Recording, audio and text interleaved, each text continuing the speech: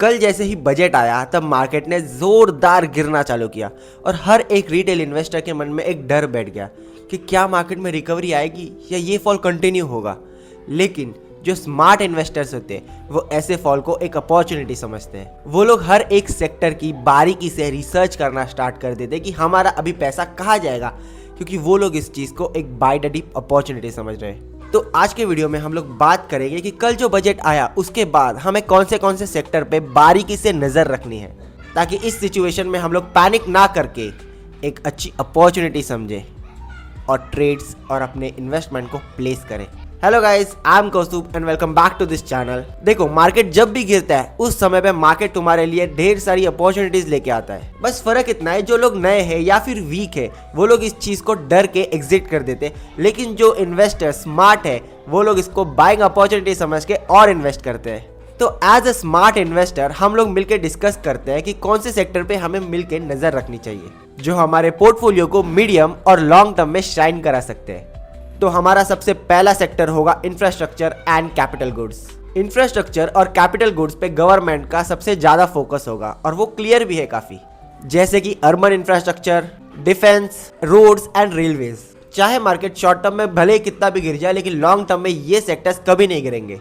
इसीलिए तुम्हें अपने वॉच लिस्ट में capital goods companies, EPC and infra players and power equipment manufacturers ये होना ही चाहिए, क्योंकि ये सेक्टर्स भले ही स्लो लग रहे हैं लेकिन ये काफी स्ट्रांग भी है। सेक्टर नंबर 2 हमारा होगा पावर एंड रिन्यूएबल एनर्जीज। ये हमारा नेक्स्ट सबसे पावरफुल और इम्पॉर्टेंट सेक्टर होगा, क्योंकि इस समय इंडिया का डिमांड ग्रोथ अनस्टॉपेबल है।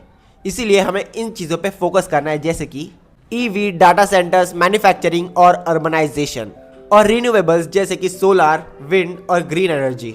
क्योंकि बजट के बाद भी गवर्नमेंट का एक क्लियर विजन यही है जो एक फॉल के बाद आ रहा है: strong power utilities, solar EPC companies and green energy leaders. ये सारी चीजें एक्यूमुलेशन जोन में आ सकती है।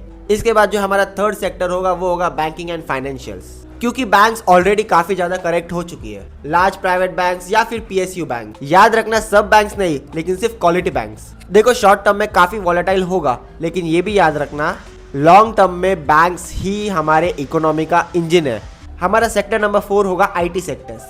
ये साइलेंट अपॉर्चुनिटी है, क्योंकि आईटी सेक्टर्स को लोग इतना ज़्यादा इग्नोर करें और यही सबसे इंटरेस्टिंग बात है। तो क्यों ये सेक्टर हमारे वॉचलिस्ट में होना चाहिए, उसका मैं तुम्हें एक रीज़न बताता हूँ। कॉस्ट ऑप्टिमाइजेशन, हमारे रुपीज़ का वीक होना, और जो वैल्यूएशन है वो ऑलरेडी करेक्टेड है। बजट से आईटी को डायरेक्ट फ़ायदा नहीं मिला है, लेकिन हर बार ग्लोबल रिकवरी आते ही आईटी बाउंस करता है। तो आईटी सेक्टर में हमारा फोकस होगा लार्ज कैप आईटी में और स्ट्रॉन्ग ऑर्डर बुक वाली कंपनीज पे। इसके बाद जो फिफ्थ सेक्टर की हम लोग बात करेंगे वो है फार्मा सेक्टर, क्योंकि जब भी मार्केट वॉलेटाइल होता है तो स्मार्ट मनी हमेशा डिफेंसिव सेक्टर्स में ही जाता है, और फार्मा एक क्लासिक डिफेंसिव सेक्टर है।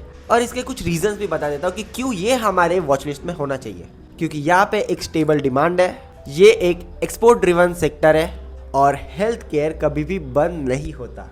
तो तुम्हें ध्यान देना है एपीआई मैन्युफैक्चरर्स पे, हॉस्पिटल एंड डायग्नोस्टिक पे, क्योंकि इस साल के बजट के बाद स्टेबिलिटी के लिए हमें यही सेक्टर बेस्ट लग रहा है। जो हमारा लास्ट सेक्टर होगा वो होगा FMCGs and consumptions. Consumption sector slow जरूर है, लेकिन वो कभी डेड नहीं है। इन्फ्लेशन कंट्रोल में आ रहा है और रूरल डिमांड्स भी ग्रेजुअली इंप्रूव हो रही है। तो इस सेक्टर को सिलेक्ट करने से पहले हमें कुछ इन फैक्टर्स पे ध्यान देना है, जैसे कि वो ब्रांड एक स्ट्रॉन्ग इमेज होल्ड करती हो एंड प्राइसिंग पावर वाली कंपनीज।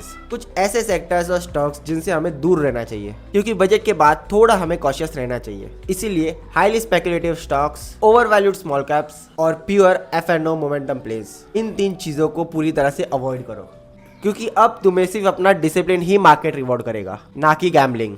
तो इस बजट के बाद हमारी स्ट्रैटेजी क्या होने वाली है? कोई स्ट्रैटेजी नहीं है, एक सिंपल सा रूल हमें फॉलो करना है, वो है पैनिक सेलिंग मत करो, सारा पैसा एक स्टॉक में मत डालो, अपने पैसे को डाइवर्सिफाई करो, एसआईपी स्टार्ट करो और सिर्फ स्ट्रॉन्ग कंपनीज पे ही फोकस करो। रिमेंबर, मार्केट गिरता है ताकि वो तुम्हारे डिसिप्लिन और पेशेंस को टेस्ट करे। तो अगर ये वीडियो तुम्हें जरा भी यूजफुल लगा हो तो लाइक जरूर करना, अपने दोस्तों के साथ शेयर करो और प्लीज सब्सक्राइब करो इस चैनल को। तो मिलते हैं नेक्स्ट वीडियो में। Thank you so much guys. जय हिंद, जय महाराष्ट्र।